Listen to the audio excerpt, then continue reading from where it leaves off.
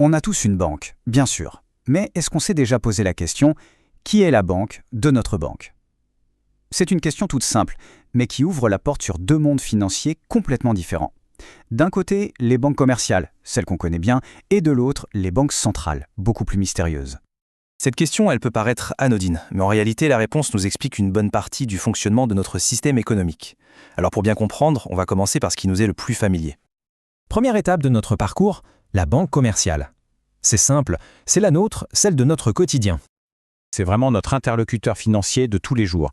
C'est là que le salaire arrive, c'est avec sa carte qu'on paye nos courses, c'est à elle qu'on demande un crédit pour un projet, bref, elle est au service de tout le monde, des particuliers comme des entreprises.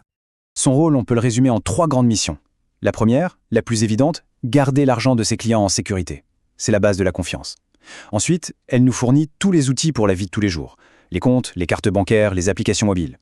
Et enfin, et c'est un rôle essentiel pour faire tourner l'économie, elle prête de l'argent. Que ce soit pour acheter une maison, une voiture ou pour créer son entreprise. En fait, c'est un parcours que beaucoup de gens connaissent. On commence par ouvrir un premier compte, peut-être pour y mettre son argent de poche. Et puis, des années plus tard, on y retourne pour demander un prêt pour sa première voiture. La banque commerciale, elle accompagne un peu les grandes étapes de notre vie financière. D'accord, donc la banque commerciale gère notre argent. Mais qui gère les banques commerciales? Qui s'assure que tout le système tient debout? C'est là qu'un deuxième acteur entre en scène, la banque centrale. On pourrait l'appeler la gardienne de l'économie. Là, attention, on change complètement d'échelle. La banque centrale n'a pas de guichet pour les particuliers, son client ce n'est pas vous ou moi, c'est l'économie d'un pays tout entier, voire d'un continent, comme c'est le cas pour la Banque centrale européenne. Du coup, ses missions sont beaucoup plus larges, plus stratégiques. C'est elle qui décide de la quantité de monnaie en circulation.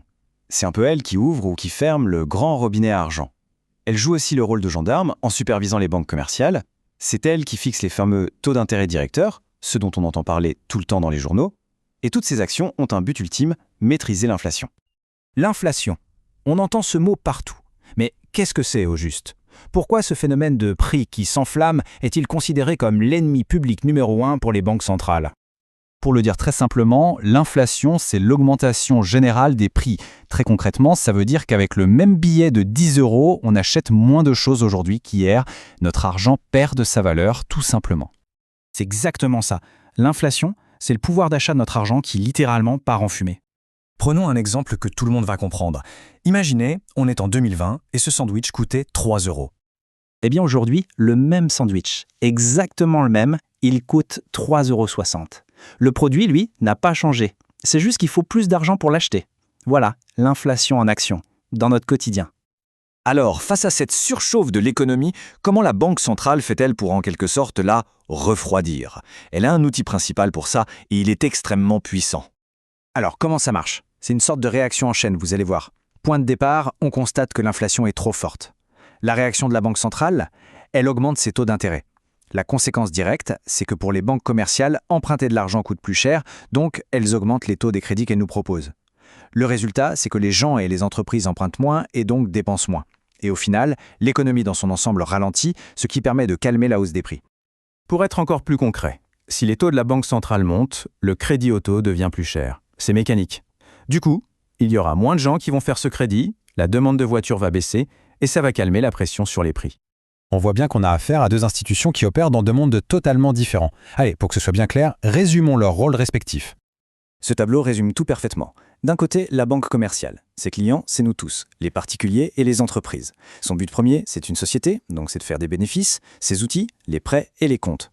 De l'autre côté du ring, la banque centrale. Ses clients, les banques et l'État. Son but, ce n'est pas le profit, mais l'intérêt général, la stabilité de l'économie. Et son outil principal pour ça, c'est le pilotage des taux d'intérêt. Et tout ça, ça nous laisse avec une dernière question qui fait réfléchir. D'un côté, il y a une banque qui détient l'argent des gens. Et de l'autre, il y a une banque qui décide de la valeur de cet argent. Alors selon vous, laquelle des deux a finalement le plus d'impact sur la vie de tous les jours? C'est une bonne question à se poser.